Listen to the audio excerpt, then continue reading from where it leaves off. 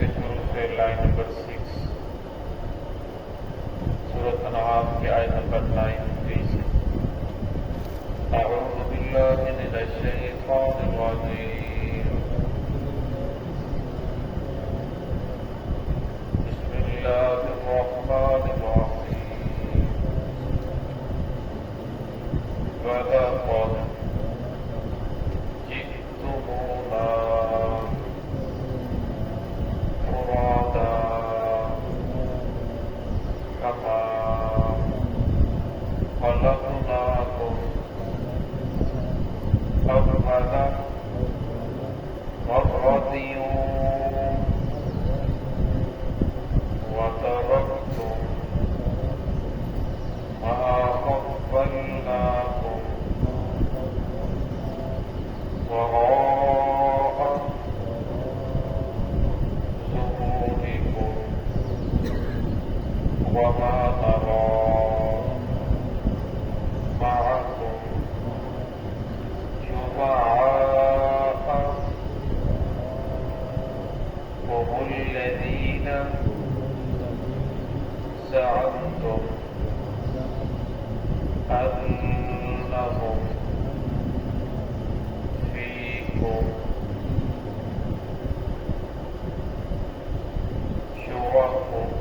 شُرَكَاءُ لَقَدْ تَقَطَّعَ بَيْنَكُمْ وَضَلَّ عَنكُمْ مَا كُنتُمْ تَزْعُمُونَ إِنَّ اللَّهَ خَالِقُ الْحَبِّ وَالنَّوَىٰ يُخْرِجُ الْحَيَّ مِنَ الْمَيِّتِ وَمُخْرِجُ الْمَيِّتَ مِنَ الْحَيِّ ذَٰلِكُمُ اللَّهُ فَأَنَّىٰ تُؤْفَكُونَ بسم اللہ الرحمن الرحیم وَلَقَدْ جِئْتُمُونَا فُرَادَىٰ كَمَا خَلَقْنَاكُمْ أَوَّلَ مَرَّةٍ وَتَرَكْتُم مَّا خَوَّلْنَاكُمْ وَرَاءَ ظُهُورِكُمْ وَمَا نَرَىٰ مَعَكُمْ شُفَعَاءَكُمُ الَّذِينَ زَعَمْتُمْ أَنَّهُمْ فِيكُمْ شُرَكَاءُ لَقَدْ تَقَطَّعَ بَيْنَكُمْ وَضَلَّ عَنكُم مَّا كُنتُمْ تَزْعُمُونَ إِنَّ اللَّهَ خَالِقُ الْحَبِّ وَالنَّوَىٰ يُخْرِجُ الْحَيَّ مِنَ الْمَيِّتِ وَمُخْرِجُ الْمَيِّتِ مِنَ الْحَيِّ ذَٰلِكُمُ اللَّهُ فَأَنَّىٰ تُؤْفَكُونَ وَلَقَدْ جِئْتُمُونَا فُرَادَىٰ البتہ تحقیق تم آئے ہمارے پاس اکیلے فرمنا کما خلقناکم اول مرہ جیسا کہ ہم نے تمہیں پہلی مرتبہ پیدا کیا تھا فَتَرَكْتُم مَّا خَوَّلْنَاكُمْ وَرَاءَ ظُهُورِكُمْ اور تم نے چھوڑ دی وہ جو ہم نے تمہیں نیکی عطا فرمائی تھی مَا وَرَاءَ ظُهُورِكُمْ اپنے کتوں کے پیچھے وَمَا نَرَىٰ مَعَكُمْ شُفَعَاءَكُمُ الَّذِينَ اور نہیں ہم دیکھتے تمہارے ساتھ شفعاءَكُمُ الَّذِينَ وہ جن کے بارے میں تم گمان کرتے تھے کہ یہ تمہارے سفارشی ہیں زعمتم أنهم فيكم شركاء کہ وہ تم میں شریک ہیں تمہارے اندر ہیں لقد تقطع بينكم وضل عنكم ما كنتم تزعمون البتہ منقطع ہو گئے تمہارے درمیان تعلقات وضل عنكم اور گم ہو گئے تم سے ما كنتم تزعمون جن کے بارے میں تم گمان کرتے تھے ان اللہ خالق الحب والنویٰ بے شک اللہ رب العزت وہ ذات ہے جس نے کھاڑا دانے کو والنویٰ اور مکھلی کو یخرج الحی من المیت وہ پیدا کرتا ہے जिंदा को मिनल मय्यत मुर्दा से, व मुखरिजुल मय्यत मिनल हय्य, और इसी तरह वो मुर्दा को पैदा करता है मिनल हय्य जिंदा से।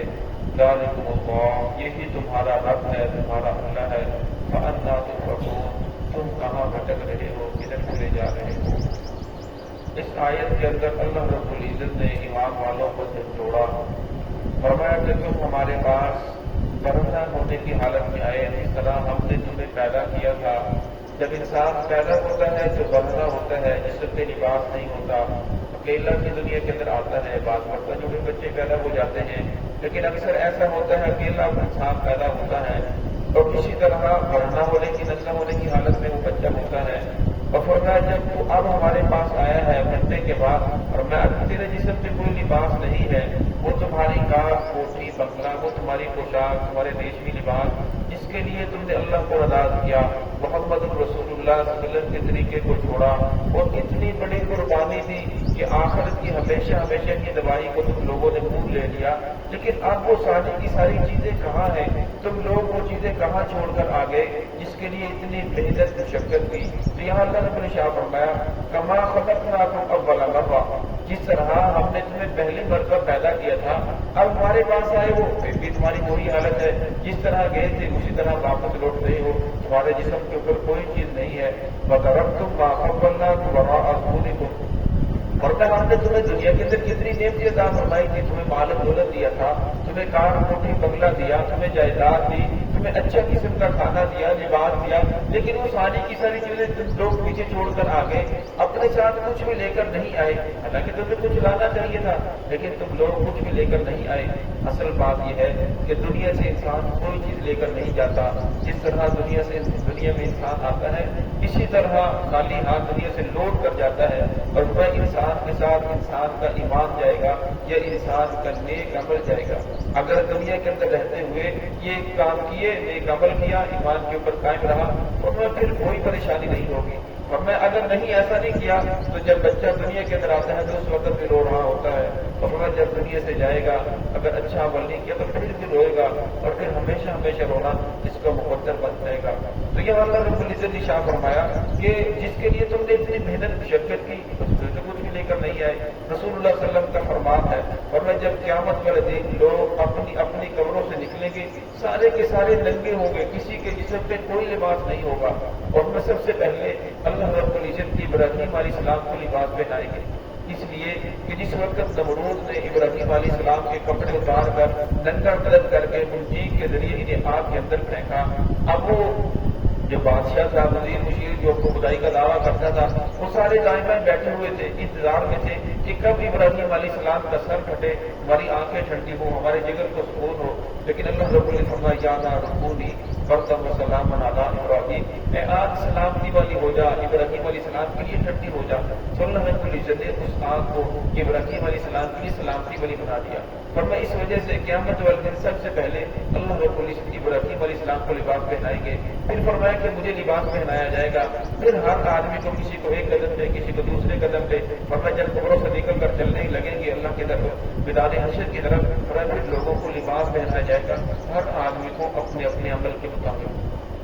तो यहाँ भी अल्लाह ने का तज़किरा फरमाया कि दुनिया के अंदर तो तुम्हें बहुत सारी नेमतें थी, लेकिन यहाँ हमारे पास अकेले आ रहे हो, इसलिए फरमाया कि इंसान ने जहाँ हमेशा हमेशा रहना है उसके लिए इंसान को वैसी मेहनत करनी चाहिए। दुनिया के अंदर इंसान ने जितना रहना है, इंसान को दुनिया के लिए उतनी मेहनत करनी चाहिए। आगे अल्लाह ने शाह फरमाया, फमान और माकुम शुफाअकुमुल लज़ीना, फरमाया हम नहीं देख रहे तुम्हारे साथ शुफा, तुम्हारे सिफारिशी, मुल्लज़ीना ज़अमतुम, जिनके बारे में तुम गुमान करते थे, अन्नहुम फ़ीकुम शुरका, कि ये तुम्हारे सिफारिशी हैं, आज वो तुम्हारे साथ हैं, लेकिन उनका तुम्हारे साथ कोई ताल्लुक नहीं है। और मैं दुनिया के अंदर इंसान समझता है कि ये मेरा सिफारिशी होगा, ये होगा, ये होगा। अल्लाह ने शाह फरमाया, क़यामत वाले दिन किसी इंसान की कोई सिफारिश काम नहीं आएगी, किसी इंसान का कोई माल दौलत, फरमाया कोई ओहदा, कोई इक़्तिदार वहाँ काम नहीं आएगा, वहाँ इंसान का ईमान काम आएगा। तो यह अल्लाह ने शाह फरमाया, अल्लाह ने पूछेंगे कि वो लोग कहाँ हैं जिनके बारे में दुनिया के अंदर तुम गुमान करते थे। लक़द तक़त्तअ बैनकुम,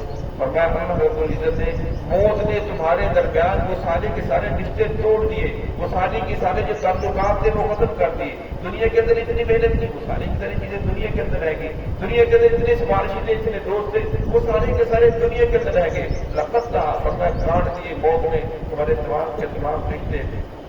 وصلنا عنکم ما کنتم تزعمون، اور فرمایا تم ہو جائیں گے وہ جن کے بارے میں تم گمان کرتے تھے کہ یہ ہمارے سفارتی ہیں۔ تو یہ اللہ نے شاہ فرمایا کہ جن کو تم معبود سمجھ رہے ہو، وہ معبود کیسے ہو سکتا ہے؟ ایک انسان خود پیدا ہوتا ہے، اللہ رب العزت اس مرحلے سے گزارتے ہیں، پھر اللہ رب العزت اس انسان کو موت دیتے ہیں، اور وہ جو پیدا بھی ہو رہا ہے، جس کے اوپر موت بھی آ رہی ہے، جو اپنے آپ کو موت سے نہیں بچا سکتا، وہ تمہاری پوری مشکلیں کیسے پوری کرے گا؟ اور میں اللہ رب العزت کی ذات ہے جو مالک الملک ہے، ہر چیز کو پتہ ہے، کل من علیہا فان ویبقی وجہ ربک ذو الجلال والاکرام، اور پھر باقی رہنے والی تیرے رب کی ذات ہے۔ یہ لاکھ منات دوسرا جن کو تم خدا سمجھ رہے ہو، جن کو کپڑوں کے اوپر سجدہ کر رہے ہو، اور میں یہ ساری کی ساری چیزیں تو خدا ہیں، اور میں دنیا کے اندر رہتے ہوئے یہ اپنے آپ کو موت سے نہیں بچا سکے، اور میں زمین کے نیچے آ کر یہ تمہاری مشکل کیسے پوری کریں گے؟ تمہیں کیسے اللہ رب العزت کے عذاب سے بچا سکیں گے، فقر سے بچا سکیں گے؟ اور میں مالک ایک ہے، وہ مالک الملک ہے، وہ بادشاہ ہے، وہ ہمیشہ باقی رہنے والا ہے، ہر چیز کو فنا ہے، لیکن اللہ رب العزت کی ذات کو بقا ہے۔ آگے اللہ رب العزت کی نشانیاں بیان فرمائی، فرمایا ان اللہ خالق الحب والنبا، اللہ تو وہ ذات ہے خالق جو کھاڑتا ہے حبا یعنی دانے کو، والنبا اور گٹھلی کو، زمین کے اندر دانا پھینکا جاتا ہے، اتنے بریک بریک دانے بھی ہوتے ہیں، ہمیں اس سے کوپل نکلتی ہے، زمین پھٹتی ہے، دانا پھٹتا ہے، وہ چیزیں باہر آتی ہیں، اتنا بڑا تنا درخت بن جاتا ہے۔ اور میں اس سب کو بنانے والا کون ہے؟ ورنہ جس وقت یہ تمہارے معبود جن کو تم خدا سمجھتے ہو، جن کو کہتے ہو یہ ہماری مشکلیں پیدا کرتے ہیں، اور میں جس وقت یہ دنیا میں نہیں تھے اس وقت بھی ساری چیزیں پیدا ہو رہی تھی، اپنی پرواہ کر رہی تھی، اور میں جب وہ دنیا سے چلے گئے اس وقت بھی ساری چیزیں پیدا ہو رہی ہیں، ورنہ یہ سارے نظام کو چلانے والا کون ہے؟ آگے اللہ نے شاہ فرمایا، ورنہ یہ تمہارا ذات ہی ہے جو سارے نظام کو چلا رہا ہے، یخرج الحی من المیت، اور میں کیا تم دیکھ نہیں رہے اللہ وہ ذات ہے جو زندہ کو مردہ سے پیدا کر رہا ہے۔ اب زندہ کو اللہ رب العزت مردہ سے کیسے پیدا کرتے ہیں؟ فرمایا نطفہ جو ہوتا ہے وہ مردہ ہوتا ہے، لیکن اس سے زندہ انسان پیدا ہو رہا ہے، انڈا مردہ ہوتا ہے اس سے زندہ بچہ پیدا ہو رہا ہے۔ بعض مرتبہ ایسا بعض لوگوں نے اس کا یہ معنی کیا فرمایا، فرمایا کافر سے اللہ رب العزت مومن پیدا کر رہی ہے، عالم سے جاہل سے عالم پیدا کر رہی ہے، فرمایا یہ اللہ رب العزت کرنے والا اللہ کے علاوہ کون ہے؟ پھر آگے بڑھو مخرج المیت من الحی، اور اللہ رب العزت مردہ کو زندہ سے پیدا کر رہی ہے۔ انسان زندہ ہے، نطفہ سے مردہ پیدا ہو رہا ہے، مرغی زندہ ہے، انڈا سے مردہ پیدا ہو رہا ہے، اور یہ سب کچھ کرنے والا کون ہے؟ ذالکم اللہ، یہ تمہارا اللہ ہے، یہ تمہارا رب ہے جو سارے نظام کو چلا رہا ہے، جو سب کچھ پیدا کر رہا ہے۔ فَأَنَّىٰ تُصْرَفُونَ، پھر تم کہاں بھٹک رہے ہو، کہاں جا رہے ہو؟ تو اللہ رب العزت اپنے بندوں کو، اللہ کو اپنے بندوں سے بڑا پیار ہے تو اپنے بندے کو بار بار خبردار کرتے ہیں، سمجھاتے ہیں کہ میرے بندے سیدھا راستہ یہ ہے، میں نے تجھے کسی مقصد کے لیے پیدا فرمایا، وما خلقنا السماء والارض وما بینہما باطلا، زمین آسمان کو بے فائدہ باطل پیدا نہیں فرمایا، دنیا کے اندر جو بھی چیز ہے ہر چیز کا ایک نہ ایک مقصد ہے، اور میں تجھے چھوٹا سا گھر بناتا ہے اس کا ایک مقصد ہوتا ہے، تو میں نے تجھے اتنا بڑا تجھے وجود عطا فرمایا، اس کے اندر ایک پورا نظام چل رہا ہے، کیا میں نے تجھے بے فائدہ ہی پیدا کر دیا؟ تیرا بھی دنیا کے اندر آنے کا ایک مقصد ہے، اور اس مقصد کو سامنے رکھ کر زندگی میں اتارے گا، پھر ہمیشہ ہمیشہ کی نعمتیں، ہمیشہ ہمیشہ کی راتیں، ظاہر کہ اللہ رب العزت سب کو صراط مستقیم پہ چلنے کی توفیق عطا